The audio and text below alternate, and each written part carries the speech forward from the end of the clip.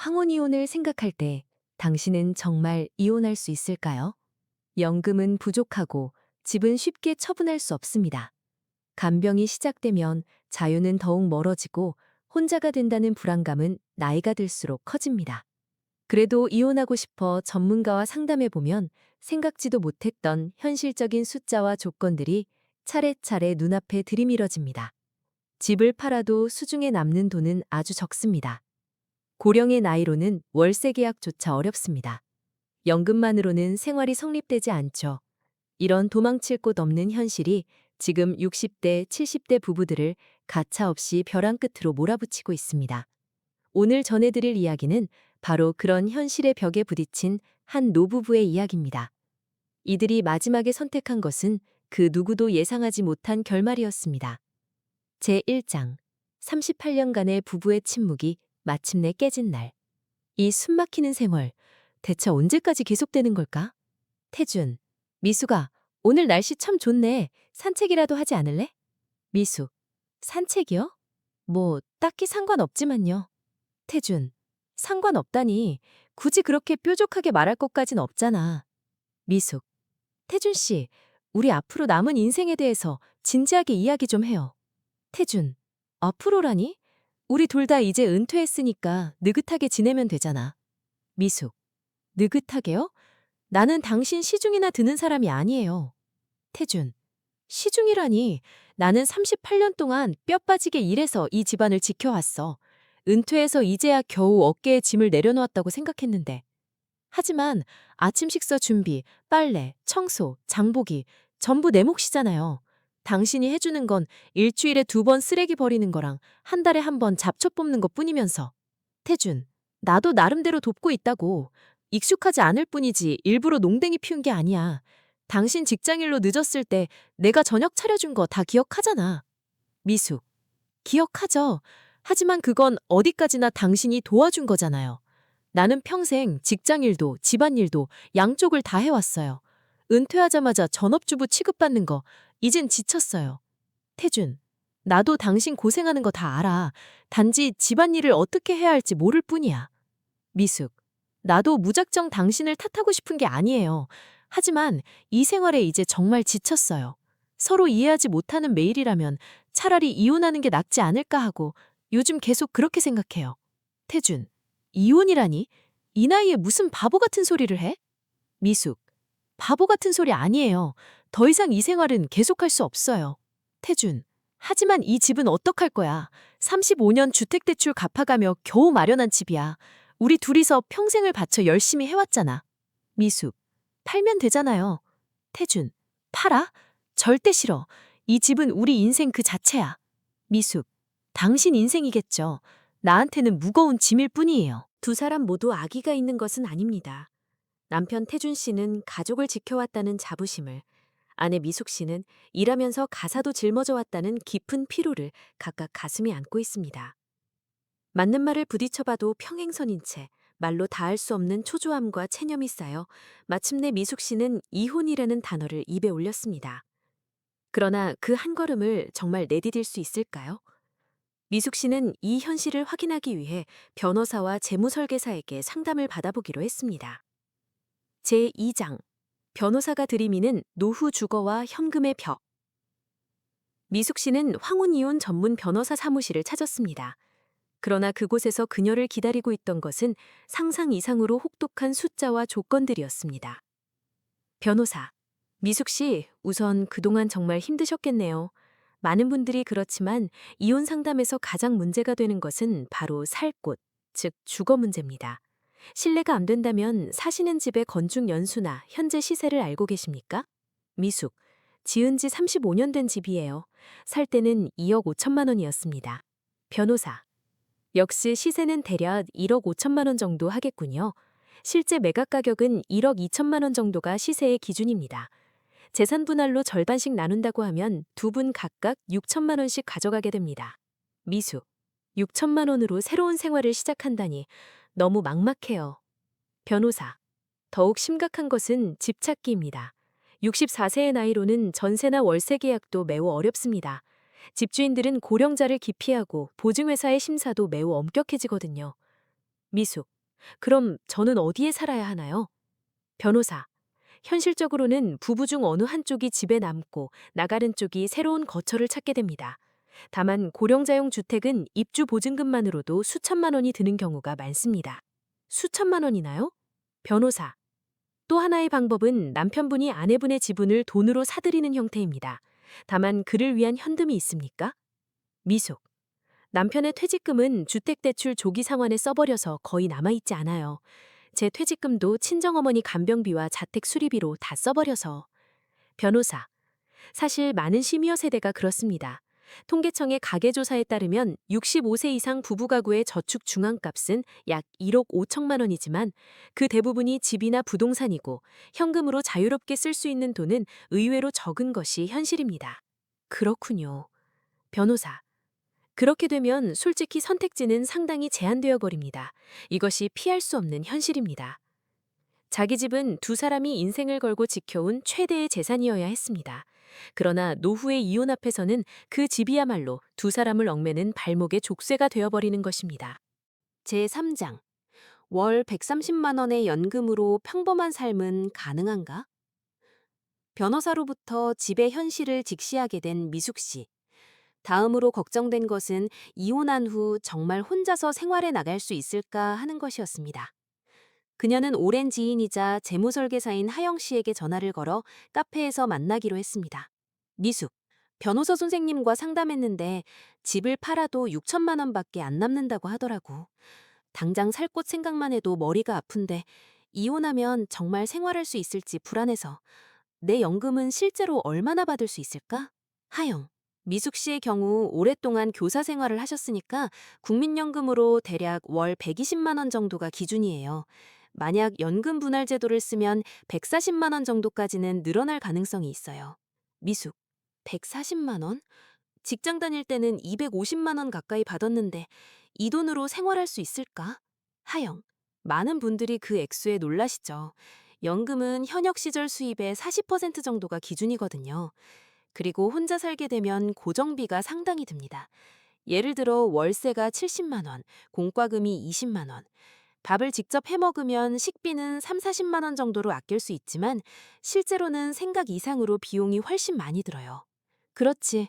나이 들면 병원에도 가야 하고 가끔 친구들과 차 한 잔 정도는 즐기고 싶으니까. 하영. 맞아요. 숨만 쉬고 생존만 한다면 뼈를 깎는 절약으로 가능하지만 사람으로서 평범한 생활을 생각하면 아무래도 한 달에 200만 원은 필요하게 됩니다. 게다가 만일의 때를 대비해 조금이라도 저축을 남기려고 하면 생활은 더욱 힘들어지죠. 결국 이혼하면 생활 자체가 성립되지 않는구나. 하영. 현실은 엄격하지만 중요한 건 노후를 어떻게 살고 싶은지 내다보는 거예요. 자유를 택할 것인가, 안정을 우선할 것인가.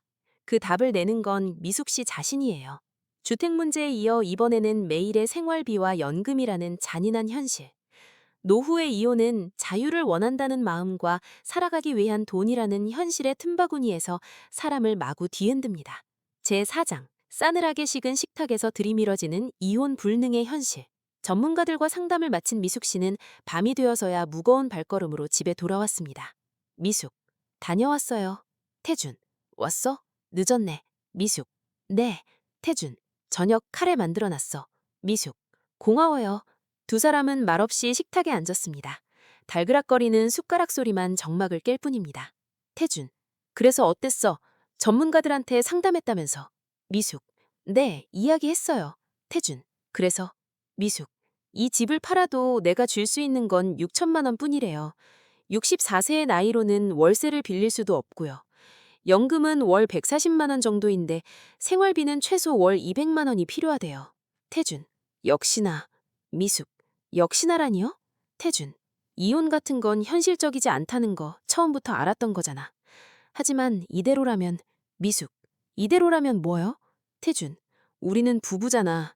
이혼해봤자 서로 길바닥에 나앉고 곤란해질 뿐이야. 미숙. 그렇네요. 서로 곤란할 뻔이네요. 다시 무거운 침묵이 찾아옵니다. 두 사람은 같은 식탁에 마주 앉아 있으면서도 마음은 수만 킬로미터 멀리 떨어져 있었습니다. 태준. 미숙아, 우리 어쩌다 이렇게 된 걸까? 미숙. 언제부터일까요? 태준. 신혼 때는 더 여러 가지 이야기를 나누었잖아. 미숙. 그렇죠. 하지만 지금은, 지금은 무슨 이야기를 해야 할지도 모르겠어요. 태준. 나도 그래. 이혼하고 싶다. 하지만 이혼할 수 없는 경제적인 벽, 주거 문제, 노후의 불안. 이 모든 것이 두 사람을 얽매였습니다. 자유를 구해도 손에 넣을 수 없고, 그렇다고 해서 지금의 관계에 희망이 보이는 것도 아닙니다. 이것이 바로 현대의 시니어 부부를 덮치는 너무나도 잔혹한 현실인 것입니다. 당신이라면 어떻게 하겠습니까? 가난을 무릅쓰고 자유를 택해 이혼할 것입니까? 아니면 안정을 지키며 숨막히는 침묵 속에 함께 있을 것입니까? 제5장. 잃고 나서 깨달은 이혼 경험자의 진짜 후회. 미숙 씨와의 대화가 꽉 막힌 벽처럼 풀리지 않는 태준 씨. 주말을 맞아 친구 최 선배와 실내 골프 연습장에 갔습니다. 최 선배는 3년 전에 황혼 이혼을 경험한 태준 씨의 몇 안 되는 말동무였습니다. 최 선배. 나이스 샷. 태준 씨도 컨디션 좋네요. 그런데 오늘은 영 기운이 없네요. 무슨 일 있어요? 최 선배는 어딘가 기운 없는 태준 씨의 모습을 단번에 눈치챘습니다. 조금 쉬지 않겠냐고 말을 건네며 두 사람은 벤치에 앉아 커피를 마시며 이야기를 계속하기로 했습니다. 태준. 사실 아내가 이혼하고 싶다고 해. 전문가한테도 상담한 모양인데 현실적으로 어렵다는 걸 안 것 같지만. 최 선배. 부인께서요? 그거 큰일이네요. 태준 씨, 물어봐도 될까요? 부인은 왜 이혼하고 싶어 하는 걸까요? 태준.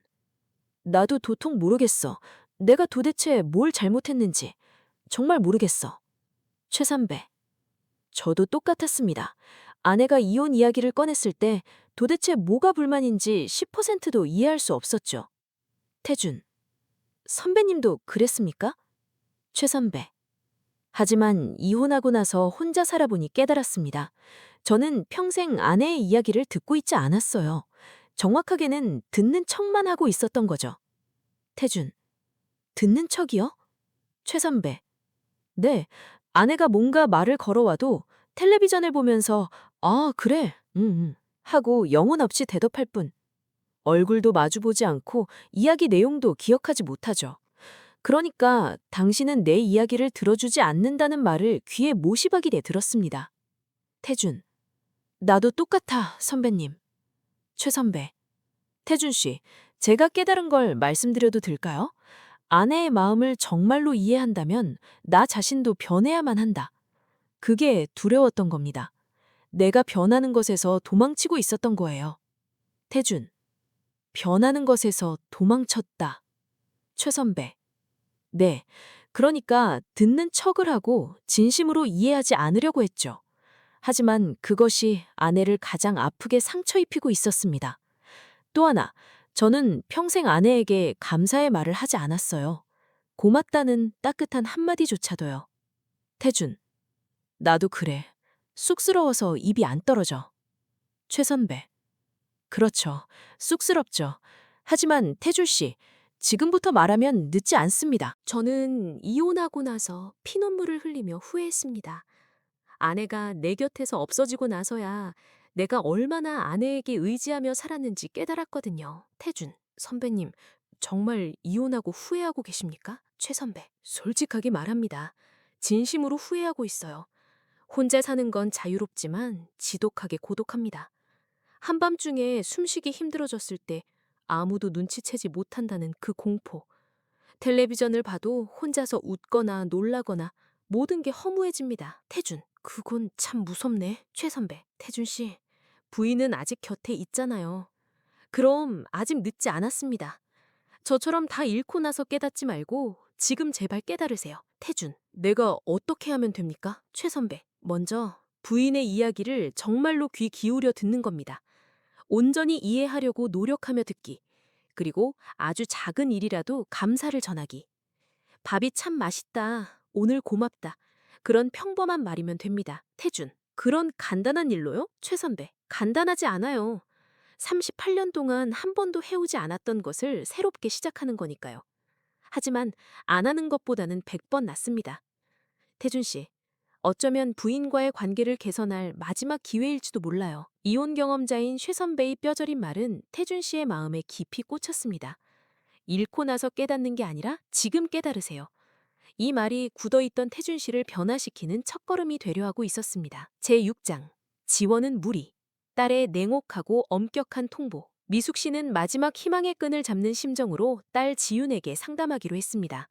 그러나 딸의 반응은 예상 이상으로 엄격하고 차가운 것이었습니다. 미숙, 지윤아, 만약 엄마가 아빠랑 헤어져서 혼자 살게 되면 한 달에 조금이라도 생활비를 보태줄 수 있을까? 지윤, 엄마, 이혼 이야기? 아빠랑은 이제 정말 한계야? 하지만 엄마, 우리 집도 지금 돈 여유가 하나도 없어.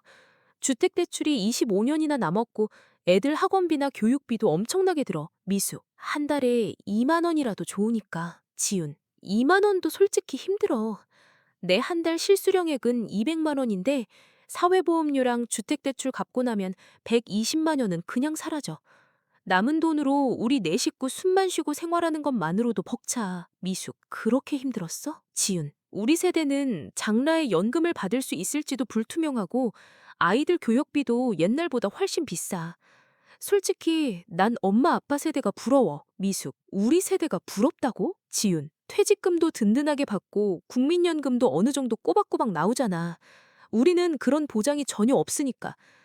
엄마한테 가혹하게 들리겠지만 우리도 미래에 대한 불안이 너무 커. 당장 우리 부부 노후 자금도 불안한데 어떻게 부모님 생활비 지원까지 해요? 미숙, 그렇구나. 미안해, 지윤아. 지윤, 미안할 일이 아니야. 게다가 나중에 나라에서 기초생활수급자 부양 의무 조회 같은 거 오면 나도 곤란해. 주변에 설명하기도 부끄럽고. 미숙, 주변에 설명이라니? 지윤, 엄마 나이 때 황혼이혼은 주변 사람들에게 설명하기가 참 힘들어. 아빠가 가정폭력을 휘두른 것도 아니잖아. 바람을 피운 것도 아니야. 아빠가 아주 특별히 심한 사람인 것도 아니잖아. 심한 사람은 아니지만. 지윤, 그럼 왜 새삼스럽게 이제 와서 이혼이야? 내가 어릴 때 엄마가 바쁘면 아빠가 어설프게 저녁을 만들어준 적도 있었어. 아빠 나름대로 가족을 위해 열심히 노력하지 않았어? 미숙, 그건 일이었으니까 어쩔 수 없이 억지로. 지윤, 아빠도 가족을 위해 청춘 바쳐 일해온 건 마찬가지잖아. 엄마 혼자만 희생한 건 아니라고 생각하는데. 엄마, 이혼이 정말 해결책이야? 아니면 그저 아빠와의 숨막히는 관계를 바꾸고 싶은 뿐인 거야? 딸 지윤 씨의 반응은 미숙 씨의 상상 이상으로 현실적이고 냉정했습니다. 경제적인 여유가 없는 젊은 세대에게 부모의 황혼이혼을 지원하는 것은 현실적으로 불가능에 가까웠습니다. 더욱이 명확하고 큰 귀책 사유가 없는 시니어 세대의 이혼에 대한 이해의 차이도 존재했습니다. 그러나 지윤 씨가 마지막으로 던진 묵직한 질문, 이혼이 정말 해결책이야? 라는 말은 미숙 씨의 마음에 새로운 파문을 일으켰습니다. 제7장, 관계 개선으로의 길, 시어머니가 주신 3가지 지혜. 믿었던 딸에게서도 경제적 지원을 거절당하고 어찌할 바를 모르는 미숙 씨. 그러나 운명은 뜻밖의 형태로 두 사람에게 전환점을 가져다 주게 되었습니다. 건강하시던 태준 씨의 어머니가 넘어져 간병이 필요해진 것입니다. 태준, 미숙아, 어머니가 길에서 넘어지셔서 병원에 실려가셨어. 네? 많이 안 좋으세요? 태준, 대퇴고를 골절하셨대. 다행히 수술은 성공했지만 퇴원 후에는 예전처럼 혼자서 생활하기가 어려우실지도 몰라. 미숙, 장기 요양 등급을 받게 되시겠네요. 태준, 요양 2등급이 나왔어. 미숙 씨는 착잡한 마음으로 시어머니 문병을 갔습니다.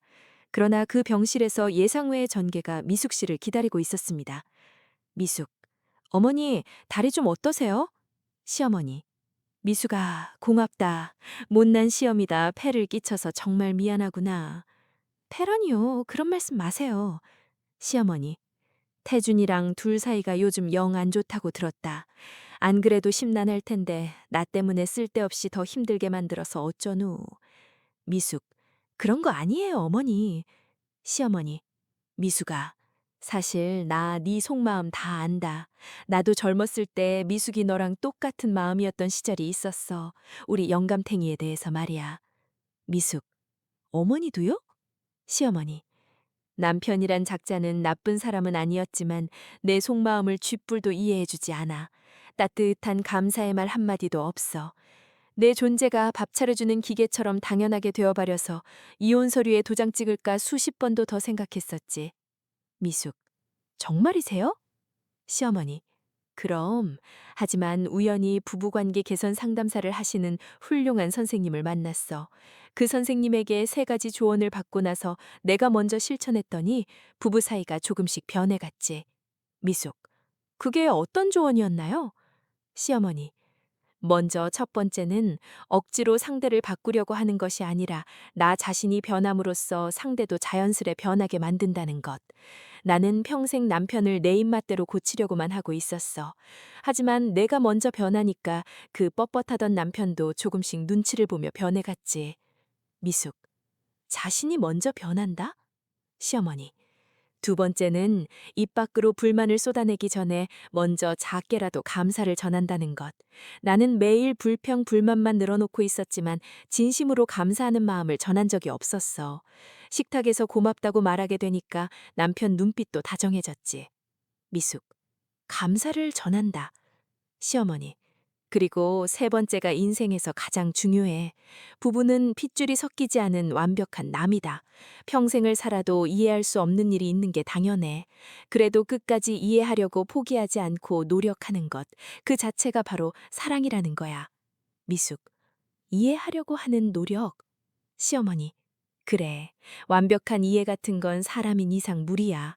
하지만 상대를 이해하려는 진심 어린 마음이 있으면 그 떨림이 상대에게도 전해져. 나는 젊은 시절 그걸 잊고 있었어. 미숙, 어머니, 하지만 전 이젠 다 너무 지쳐버렸어요. 미숙아, 내 눈을 똑바로 보렴. 너는 정말로 내 아들과 갈라서고 이혼하고 싶은 거니? 아니면 지금의 지옥 같은 숨막히는 관계를 끊어내고 새롭게 변하고 싶은 거니? 내가 깨달은 건 말이야. 머리로는 이혼하고 싶다고 생각하고 있었지만 가슴속 진짜 내 마음은 이 관계를 제발 바꾸고 싶다 였다는 거야.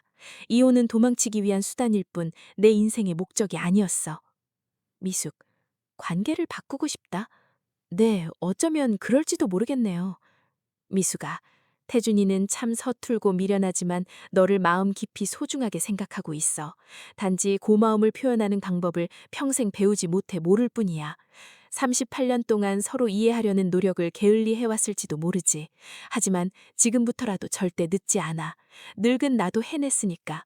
나는 60세 환갑 때 깨닫고 변했어. 미숙이는 아직 64세 한창이야. 너무 늦은 시기란 건 인생에서 없단다. 이혼하는 것이 무조건 나쁘다고 비난하는 건 아니야. 하지만 이혼이라는 단어 하나에만 고집해서 다른 행복의 가능성을 스스로 차단하고 있지는 않은지, 네가 정말로 원하는 건 서류상의 이혼인지 아니면 남은 인생의 행복한 관계인지 깊이 생각해 보렴. 시어머니의 진심 어린 말은 미숙 씨의 얼어붙은 마음에 깊이 울렸습니다. 같은 고통을 경험하고 그것을 훌륭하게 극복한 사람의 말이기 때문에 그 어떤 전문가의 말보다 설득력이 있었습니다. 이혼에만 너무 고집하고 있지 않은가 하는 질문은 미숙 씨에게 자기 자신을 객관적으로 다시 바라볼 큰 계기를 주었습니다. 어느새 미숙 씨는 자신도 모르게 당장 이혼하지 못하면 내 인생이 끝나는 것처럼 극단적으로 생각하고 있던 자신을 깨달은 것입니다. 제8장 상담사의 핵심 질문. 당신의 진짜 속마음은? 시어머니의 말에 굳게 닫혀있던 마음이 움직인 미숙 씨. 다시 한번 복잡한 자신의 마음을 정리하기 위해 대학 시절 선배이자 현재 부부관계 개선 상담사로 일하는 지영 씨를 찾아가 상담하기로 했습니다. 미숙. 지영 선배, 병원에서 시어머니한테 여러 가지 이야기를 듣고 나니 제 생각이 조금 바뀌었어요. 지영. 그래 미숙아, 먼저 네 진짜 속마음을 들려줘. 너는 정말 남편과 이혼 서류에 도장을 찍고 싶은 거야? 아니면 남편과의 지금 관계를 근본적으로 바꾸고 싶은 거야? 미숙. 어쩌면 관계를 바꾸고 싶은 걸지도 몰라요. 하지만 도대체 어떻게 하면 좋을까요? 지영. 그래. 사실 상담하러 오는 수많은 부부들이 단단히 착각하고 있는 게 하나 있어. 입으로는 화가 나서 이혼하고 싶다고 외치지만 사실 속마음은 내 마음 좀 알아줘. 우리 사이 좀 제발 예전처럼 바꿔줘 라는 절규인 경우가 대부분이야. 미숙. 하지만 38년간 꿈쩍도 하지 않고 변하지 않았던 사람이 이제 와서 변할까요? 지영. 미숙아, 너는 남편이 구체적으로 어떻게 변했으면 좋겠어? 미숙. 집안에서 내 존재를 인정해줬으면 해요. 무시하지 말고 내 마음을 진심으로 이해해줬으면 하고요. 지영. 그렇구나. 하지만 미숙아, 역으로 넌 남편의 쓸쓸한 마음을 온전히 이해하려고 시도한 적이 있어? 네? 제가요? 지영. 부부관계에서 가장 중요한 원칙은 상대를 억지로 바꾸려고 윽박지르기 전에 먼저 나 자신이 부드럽게 변하는 것, 그리고 상대방의 숨겨진 마음을 이해하려고 한 발짝 다가가는 거야. 남편은 정말 악의를 가지고 너를 가볍게 무시하고 있을까? 아니면 그저 한국 남자 특유의 고집 때문에 표현이 끔찍하게 서툰 것뿐일까? 미숙. 어쩌면 표현이 서툰 것뿐일지도 몰라요. 지영. 맞아. 남성들은 아내에게 감사의 마음을 다정한 말로 표현하는 것에 서툰 사람이 아주 많아. 하지만 입 밖으로 내지 않는다고 해서 속으로도 감사하지 않는다는 건 절대 아니야. 미숙. 그래도 전 이혼하고 혼자가 되는 것에 대한 공포가 너무 커요. 지영. 늙어서 고독해진다는 공포네. 그건 인간으로서 아주 자연스러운 마음이야. 하지만 미숙아, 냉정하게 생각해봐. 지금 남편과의 삭막한 관계에서 진정한 의미의 유대감이나 따뜻함을 느끼고 있어? 유대감이요? 지영. 한 지붕 아래 같이 살아도 마음이 전혀 통하지 않는다면 사실 그건 혼자 사는 고독과 똑같은 거야. 차라리 눈치 안 보고 혼자 있는 편이 마음 편할지도 모르지. 하지만 만약 관계를 회복할 수 있다면 함께 밥을 먹으며 마음도 따뜻하게 통하게 되지. 인생 마지막에 그게 제일 행복한 거 아닐까? 우리가 과연 회복할 수 있을까요? 지영. 시어머니 이야기 직접 들었잖아. 너랑 똑같은 고민을 훌륭하게 극복한 분이 바로 옆에 있다는 건 충분히 가능성이 있다는 증거야. 하지만 그 고집센 사람이 변할 의지를 가져줄까요? 지영. 그건 나도 장담 못해. 하지만 한 번쯤 시도해볼 가치는 충분히 있지 않을까? 이혼 서류는 3개월 뒤든 언제든 제출할 수 있지만 부부관계를 회복할 황금 같은 기회는 지금뿐이니까. 미숙아, 딱 3개월만 속는 셈 치고 시도해보지 않을래? 3개월이요? 그래, 3개월간만 남편과의 얼어붙은 관계를 바꾸려는 노력을 스스로 해보는 거야. 온 힘을 다했는데도 안 되면 그때 처음으로 진지하게 이혼을 생각해도 절대 늦지 않아. 네, 한번 해볼게요. 전문가인 지영 선배의 객관적인 조언이 미숙 씨의 어두운 마음에 한 줄기 새로운 희망을 주었습니다. 이혼은 언제든 원할 때 할 수 있다는 말이 역설적으로 미숙 씨의 마음을 아주 가볍게 했습니다. 그리고 같은 시각 남편 태준 씨 역시 골프장에서 들은 최 선배의 충고를 가슴에 깊이 새기며 변화할 결의를 굳게 다지고 있었습니다. 제9장 혼자 죽는 것은 무섭다. 고독이라는 최후의 울타리. 만약 이혼 서류에 도장을 찍고 정말 혼자가 된다면 어떨까? 아침에 눈을 떠도 좋은 아침이라고 다정하게 말할 상대가 없다. 어두운 밤에 아무에게도 잘 자라는 인사를 하지 못하고 쓸쓸히 잠든다. 갑자기 몹쓸 병에 걸려 알아누워도 세상 아무도 알아채지 못한다. 미숙 씨는 한밤중에 번쩍 잠에서 깼습니다. 옆자리에서 남편 태준 씨가 드르렁거리며 쌕쌕 심소리를 내며 자고 있습니다. 참 시끄러운 코골이지만 만약 이 소리가 영영 없어진다면 내 인생이 너무 텅 빈 것처럼 쓸쓸할지도 몰라. 같은 시간 자는 척하고 있던 태준 씨도 속으로 생각했습니다. 만약 미숙이가 이 집에서 영영 떠나버리면 나는 어떻게 될까? 아침에 눈을 떠도 구수한 된장찌개 냄새는 나지 않는다. 하루 종일 이야기할 상대도 없다. 한밤중에 심장이 아파져도 아무도 눈치채지 못하고 차가운 바닥에서 죽어가겠지. 두 사람은 같은 침대에 누워 각자 고독에 대한 끔찍한 공포와 마주하고 있었습니다. 그러나 동시에 하나의 진리를 깨닫기 시작했습니다. 아무리 같은 공간에 함께 있어도 마음이 통하지 않는다면 그건 역시 뼛속까지 시린 고독이라는 것을 말입니다. 10장. 빛바랜 신혼앨범이 부부의 마음의 문을 연 순간. 그러던 어느 날 퇴원하신 시어머니로부터 묵직한 택배 상자가 하나 도착했습니다. 태준.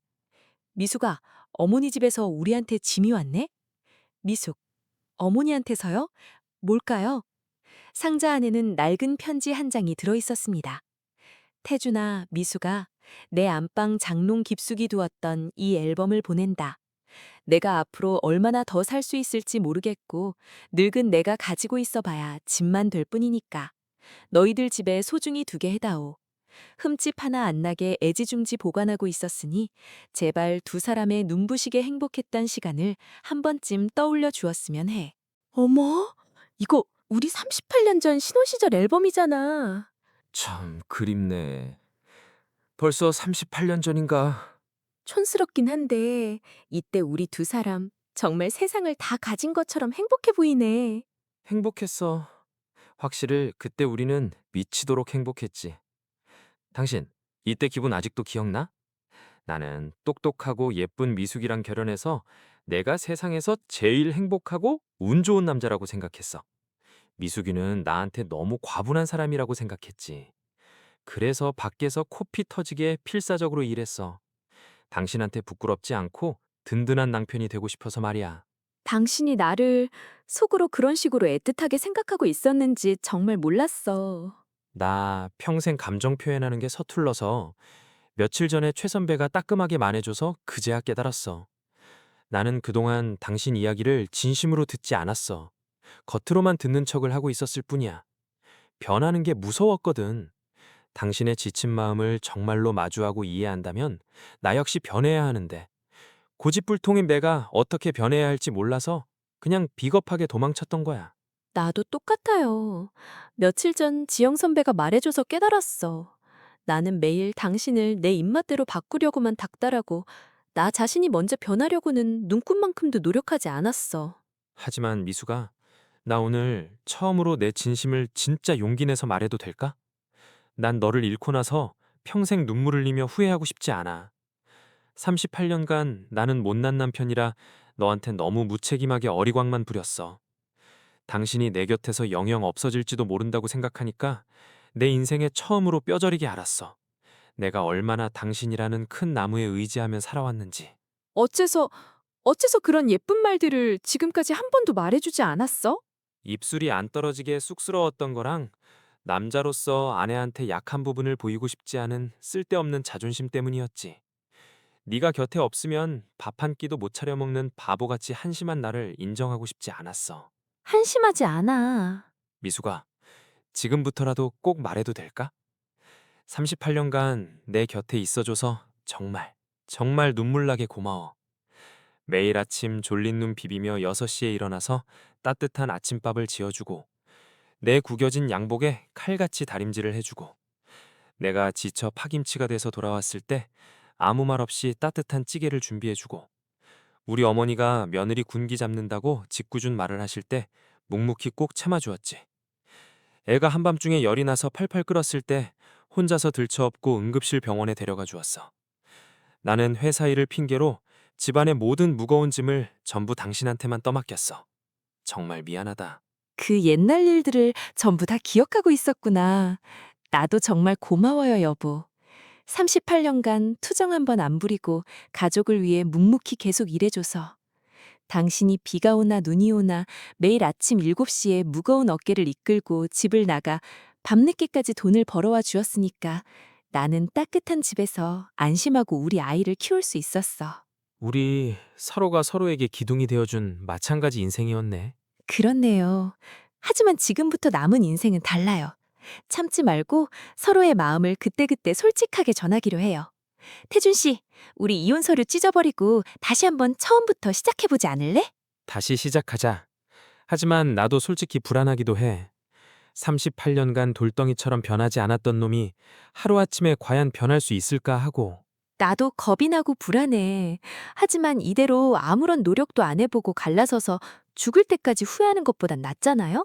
그렇네. 내 남은 목숨을 걸고 해볼 가치는 충분히 있어. 하지만 나랑 딱 한 가지만 굳게 약속해줘. 뭔데? 만약 살다가 다시 원래대로 사이가 틀어질 것 같으면 절대 피하지 말고 식탁에 마주 앉아 제대로 대화할 것. 우리 서로 약속하자. 꼭 약속할게. 나도 변할 노력을 매일 할게. 당신이 하는 이야기를 딴청 피우지 않고 제대로 눈을 맞추고 듣고 이해하려고 할게. 나도 변할게. 너를 윽박질러 바꾸려는 게 아니라 매일 아침 거울 보며 내가 먼저 변할게. 미수가, 우리 앞으로 어떡할래? 그 지긋지긋한 이혼 이야기는 딱 3개월만 오늘을 기억하며 다시 시작해보자. 죽을 힘을 다했는데도 안 되면 그때 다시 깨끗하게 생각하자. 3개월. 알았어. 고맙다, 미숙아. 낡은 흑백 사진을 보면서 두 사람은 38년간 단 한 번도 입 밖으로 꺼내지 못했던 뜨거운 진심을 마침내 서로 전했습니다. 제11장 담사의 메모지가 이어진 3개월 도전의 기적. 두 사람이 선택한 것은 소리질러 말다툼을 억지로 그만두는 것도 억지 웃음을 지으며 무리하게 화해하는 척하는 것도 아니었습니다. 그것은 일상 속 아주 작은 행동에서 조용히 시작되는 3개월의 기적 같은 도전이었습니다. 과연 그 도전은 두 사람 사이의 차가운 얼음을 깨고 운명을 바꿀 수 있을까요? 미숙, 지영 선배, 어젯밤에 태준 씨랑 진지하게 얘기하고 다시 시작해보기로 했어요. 하지만 여전히 마음 한구석이 불안해서요. 지영, 정말 잘 됐네. 불안한 건 사람인 이상 너무 당연해. 하지만 미수가 말로만 그냥 다시 잘해보자고 다짐하는 것만으로는 며칠 못 가. 일상을 바꿀 아주 구체적인 행동 방법이 필요해. 미숙, 구체적인 방법이요? 지영, 내가 수많은 부부들을 살려낸 비법인데 너희 부부에게 추천하고 싶은 건 감사 메모지 3개월의 도전이야. 하루에 딱 한 장 이상 작은 메모지에 오늘 하루 고마웠던 말이나 남편의 장점을 적어서 냉장고에 붙이는 거야. 쓸 말이 없으면 억지로 지어내서 쓰지 않아도 돼. 각자의 페이스대로 편하게 해. 서로에게 굳이 안 보여줘도 되고 자랑스레 보여줘도 돼. 여기서 가장 중요한 핵심은 무엇을 길게 썼는가가 아니라 바쁜 일상 속에서 상대방이 나를 위해 소리 없이 해주고 있는 수고로움에 눈치채는 관찰 습관과 감사할 수 있는 예쁜 마음을 가지는 거야. 미숙. 무엇을 당연하게 받는지 스스로 깨닫는 거군요. 지영. 맞아. 처음에는 아주 사소하고 작은 일이라도 좋아. 아침에 쓰레기를 대신 버려주었다. 마실 따뜻한 차를 끓여주었다. 그런 아주 평범한 것부터 시작해서 상대의 행동 하나하나를 애정을 담아 관찰하는 눈을 기르는 거야. 그것이 죽어가는 관계를 살리는 개선의 첫걸음이야. 미숙. 오늘 당장 태준 씨한테 이야기해볼게요. 조언을 마음에 새긴 미숙 씨는 그 훌륭한 방법을 당장 태준 씨에게 제안하기로 했습니다. 태준 씨, 부부관계 개선 전문가인 선배가 제안해준 좋은 숙제가 있는데 같이 해볼래요? 앞으로 3개월간 노란 메모지에 서로에 대한 감사의 말을 매일 적어보지 않을래요? 거창한 게 아니라 서로 일상에서 소리 없이 해주는 일에 감사함을 눈치채는 습관을 들이는 거예요. 기분이 안 좋으면 억지로 안 써도 돼요. 굳이 내 눈앞에 안 보여줘도 되고요. 중요한 건 하루에 단 1분이라도 상대를 긍정적으로 의식하는 습관을 들이는 거예요. 태준, 글재주 없는 내가 그걸 매일 할 수 있을까? 미숙, 괜찮아요. 살다가 문득 고마움을 눈치챘을 때 딱 한 줄만 쓰면 되니까 우리 3개월만 속는 셈 치고 시도해봐요. 태준, 그래, 까짓것 해보자. 나도 이제 예전에 옹고집 남편에서 변하고 싶으니까. 그렇게 3개월 후 두 사람의 건조했던 관계에는 놀랍고 확실한 생기의 변화가 보이기 시작했습니다. 문을 냉장고 보니까 오늘도 따뜻하고 맛있는 된장국 정말 고마워 라고 당신이 예쁜 글씨로 써주었네. 태준, 평생 안 하던 짓이라 처음엔 감사의 마음을 글로 쓴다는 게 손발이 오그라들게 쑥스러웠지만 이젠 제법 익숙해졌어. 글을 쓰려다 보니까 미숙이가 매일매일 이 집안에서 얼마나 표 안 나게 많은 일들을 고생하며 해주고 있는지 그제야 눈에 보이고 의식하게 되더라고. 나도 오늘 아침에 비 오는데 무거운 장보로 대신 가져서 고마워요 라고 썼어요.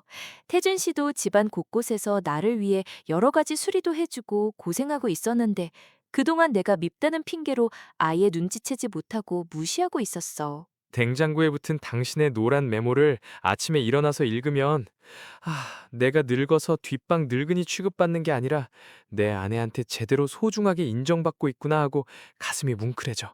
미숙, 서로의 수고로움을 당연하게 여기지 않고 애정을 갖고 알아차리는 것에서부터 모든 게 다시 시작된 거네요. 그러네.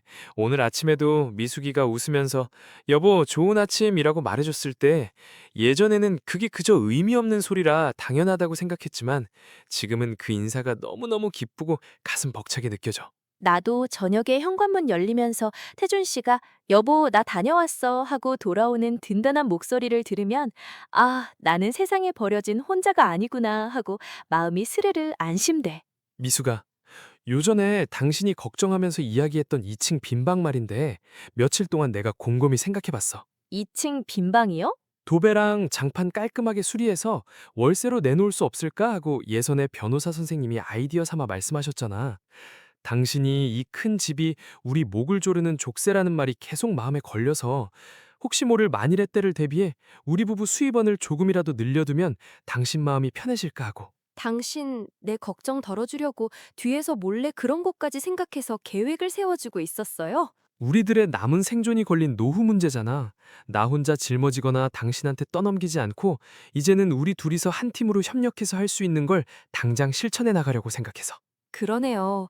불과 석 달 전만 해도 나는 이 집에서 도망칠 이혼 생각밖에 못했지만 지금은 이렇게 식탁에 마주 앉아 당신과 둘이서 닥쳐올 노후의 가난을 이겨낼 방법을 웃으며 생각할 수 있게 되었어요. 미수가, 우리 부부 아직 영화나 드라마처럼 100점짜리 완벽하지는 않지만 완벽하지 않아도 충분히 좋아요. 서로 삐그덕거려도 포기하지 않고 이해하려고 하는 따뜻한 마음이 있으면 그걸로 충분해요. 우리 서로 손 꼭 잡고 앞으로도 남은 인생 둘이서 의지하며 걸어가자. 새로운 우리로서 거듭난 두 사람. 한때 벼랑 끝에서 이혼만을 유일한 탈출구로 생각하고 있던 미숙 씨와 태준 씨가 피눈물 나는 고민 끝에 최종적으로 선택한 것은 파국을 맞이하는 이혼이 아니라 부부관계의 눈부신 재구축이었습니다. 가난이라는 경제적인 문제, 평생을 바친 주거 문제, 자녀의 차가운 외면과 반대, 갑작스러운 부모의 간병, 혼자 죽어간다는 고독에 대한 지독한 공포, 노후의 이혼을 막아선 이 현실의 벽들은 확실히 절망적일 만큼 거대하고 높았습니다. 그러나 뼈를 깎는 주변 사람들의 이혼 경험담과 전문가들의 정확한 지적이 어리석었던 두 사람에게 큰 깨달음을 주었습니다. 그리고 두 사람은 매일매일 감사하는 메모 습관을 통해 차갑게 식었던 관계를 개선했을 뿐만 아니라 빈 방을 월세로 내놓는 등 닥쳐오는 경제적인 가난의 문제에도 든든한 한 팀이 되어 협력하여 마주하기 시작한 것입니다. 세상 어디에도 태어날 때부터 완벽한 톱니바퀴처럼 굴러가는 부부관계 등은 존재하지 않습니다. 하지만 서로 다름을 인정하고 이해하려고 노력하며 쑥스럽더라도 솔직하고 예쁜 마음을 입 밖으로 꺼내 전하는 노력을 포기하지 않을 때 우리는 나이를 먹고 주름이 늘어갈수록 세상 그 무엇보다 단단하고 깊어지는 위대한 유대감을 쌓을 수 있습니다. 만약 지금 이 글을 읽고 계신 당신도 이 노부부와 비슷한 막막한 상황에 놓여 있다면 오늘 저녁 당장 상대방의 이야기를 비난하지 말고 정말로 이해하려고 노력하며 잠자코 끝까지 들어보세요. 그리고 거창한 선물이 아닌 일상의 아주 작고 사소한 것에 고맙다고 인사하는 감사부터 꼭 시작해보세요. 당신도 오늘 평생 곁을 지켜준 소중한 사람에게 그동안 곁에 있어줘서 참 고맙다는 진심 어린 감사의 마음을 쑥스럽더라도 용기 내어 전해보지 않겠습니까? 마지막으로 당신이 아내 혹은 남편에게 진심으로 고맙다고 말한 것은 언제입니까? 당신의 부부관계에서 지금 당장 바꾸고 싶은 아쉬운 점이 있습니까? 오늘 이 한 편의 이야기를 보고 여러분의 마음속에는 어떤 기분이 드셨습니까? 이야기에 공감하셨다면, 괜찮으시다면 채널 구독과 좋아요 버튼을 꾹 눌러 이 채널을 따뜻하게 응원해 주시면 정말 감사하겠습니다. 다음번에도 당신의 지친 마음을 위로하고 조용히 곁에 다가가는 진짜 현실의 이야기를 전해드리겠습니다.